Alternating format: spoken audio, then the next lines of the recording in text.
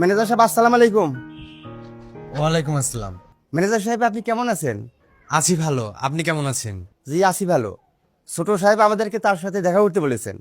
ও হ্যাঁ, আপনার মেয়ের বিষয়ে তাই না? জি জি ম্যানেজার সাহেব, খবরটা তাহলে আপনিও পাইছেন?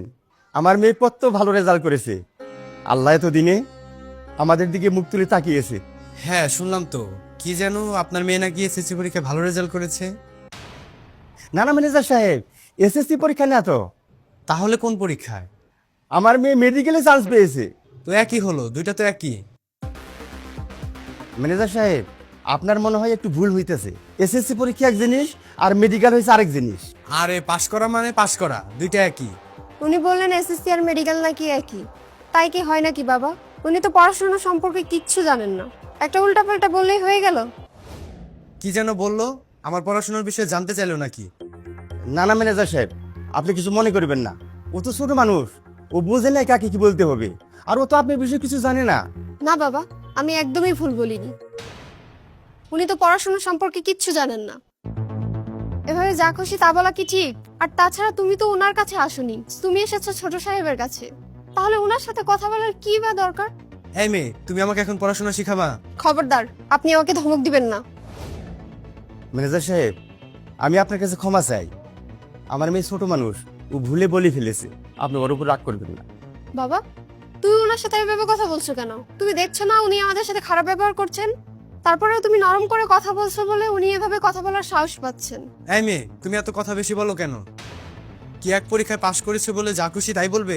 মাগো, তুমি ওনার সাথে কেন এইভাবে কথা বলতেছো? উনি তো এখানকার ম্যানেজার। এই যান, আপনারা এখন এখান থেকে বের হন। বের হন বলছি, এটা একটা কাজের জায়গা, এখানে আসা নিষেধ। যান, বের হন।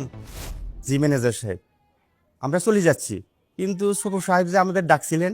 ছোট সাহেব আসতে বলেছেন, ভালো কথা। ছোট সাহেব যখন থাকবে তখন আসবেন। ছোট সাহেব এখন নেই, আপনারা এখন যান। ম্যানেজার সাহেব, রাগ করবেন না। আমরা আপনাকে ওভাবে বলতে চাইনি। আপনি ছোট সাহেবের সাথে একটু কথা বলার সুযোগ দেন, আমরা কথা বলেই চলে যাব। আসলে এখন ওনার সাথে কথা বলাটা খুব দরকার। এত কথা বাড়াচ্ছেন কেন? আপনারা যান তো। বাবা চলো তো চলো, দেখছো না উনি কিরকম অমানুষের মতো ব্যবহার করছেন? তারপরেও কি আমাদের এখানে থাকার কোনো দরকার আছে? এই মেয়ে, কি বললে তুমি? একটা থাপ্পড় দিয়ে দাঁত ফেলে দেবো। কি? আপনার এত বড় সাহস? দিন, দিন একটা থাপ্পড় দেখি, দিন। ম্যানেজার সাহেব, আমাদের মাফ করে দেন, আমরা এক্ষুনি চলে যাচ্ছি। হ্যাঁ হ্যাঁ, যান যান, তাড়াতাড়ি যান, বেরোন। আরে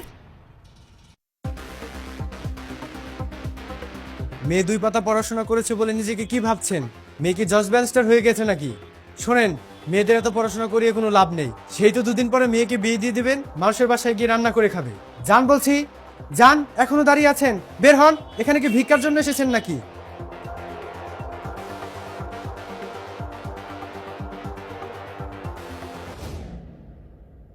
নজরুল চাচা, আপনি কখন আসলেন? আপনার তো খুশির দিন, মেয়ে তো অনেক ভালো রেজাল্ট করেছে। ওর মেডিকেলে পড়াশোনার জন্য যত খরচ লাগে সব আমি দেব। আপনার মেয়ের পড়াশোনা নিয়ে আপনি একদমই চিন্তা করবেন না। আমাদের এলাকায় এত মেধাবী একটা স্টুডেন্ট আছে, সেটা আমাদের জন্য গর্বের বিষয়। নজরুল চাচা, আপনি কোনো কথা বলছেন না কেন?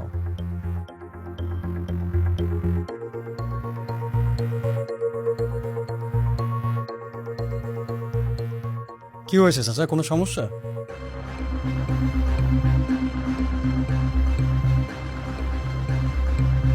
আচ্ছা আচ্ছা, স্যার আমি ওনাদের বলে দিয়েছি ওনার সমস্ত পড়ালেখার খরচ আপনি দিবেন।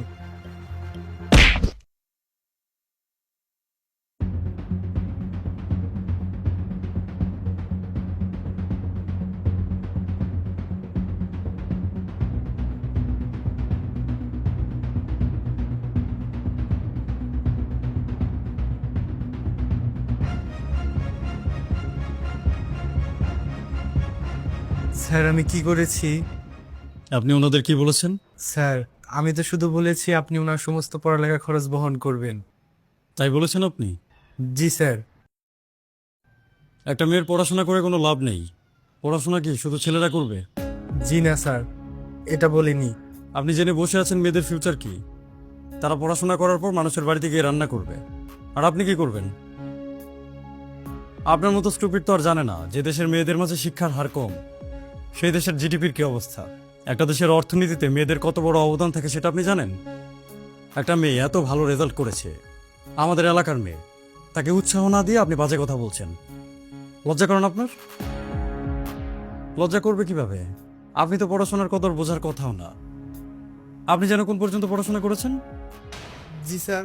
আমি জিজ্ঞেস করেছি পড়াশোনা কোন অবধি করেছেন, আপনার শিক্ষাগত যোগ্যতা কি? স্যার ওটা তো আপনি জানেন। হ্যাঁ জানি তো, জানি আপনি একজন 8 ফেল।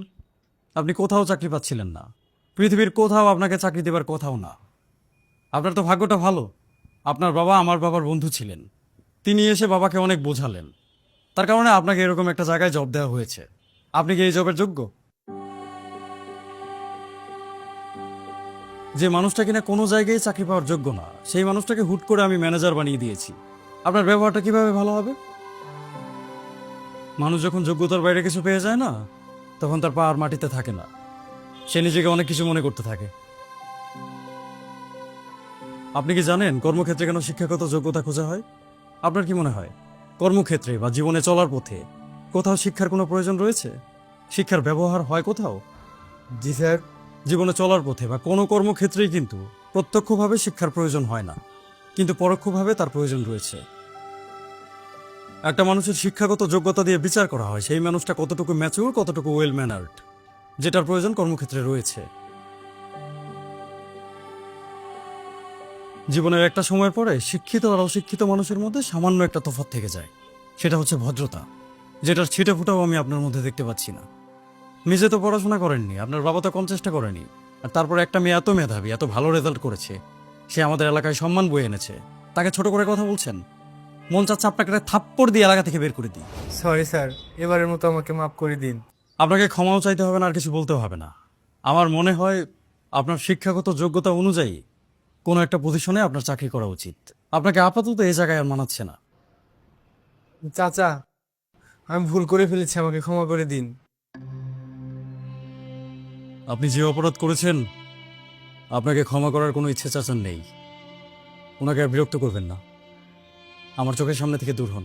স্যার কি বলছেন স্যার? হ্যাঁ, যেটা বলেছি সেটাই, কানে শুনতে পাননি? আপনার যোগ্যতা অনুযায়ী কোনো জায়গায় আপনার চাকরি করা উচিত, আর আপনি সেখানে গিয়ে চাকরি করুন, এখানে আপনার কোনো প্রয়োজন নেই। ম্যানেজার তো হয়েছেন, ম্যানেজারের একটা দায়িত্ব ঠিকমতো পালন করতে পারেন না, একটা হিসাব দিলে দুইটার মধ্যে গরমিল বাজিয়ে ফেলেন। আপনাকে দিয়ে আমি করবোটা কি? যোগ্যতার চেয়ে বেশি পেয়ে গেছেন তো, ওজনটা নিতে পারছেন না। আপনাকে এই মুহূর্তে ফায়ার করলাম, যান বেরোন। শুধুমাত্র আপনার বাবার সম্মানে এতদিন আপনাকে এখানে রেখেছিলাম, আজকে আরেকটা মানুষের সামনে তার বাবাকে আপনি অপমান করেছেন। বাবাদের সম্মান তো আপনি বোঝেন না, আপনার এখানে থাকার কোনো রাইট নেই, যান বের হন।